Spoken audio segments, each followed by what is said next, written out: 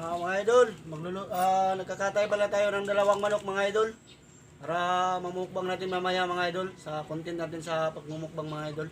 Abangan nyo mamaya mga idol.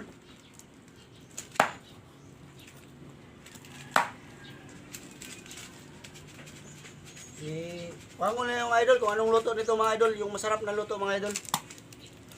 Idol, ito na mga idol. Niluto na natin yung manok na native mga idol. Di-adobo ko lang mga idol. Hindi ko na pakita sa yung mga panakot mga idol bago sa pagluto mga idol. Kasi nalubat yung cellphone kanina mga idol. Yummy, delicious mga idol. Yung taga ibang bansa dyan. Ito na yung manok na native.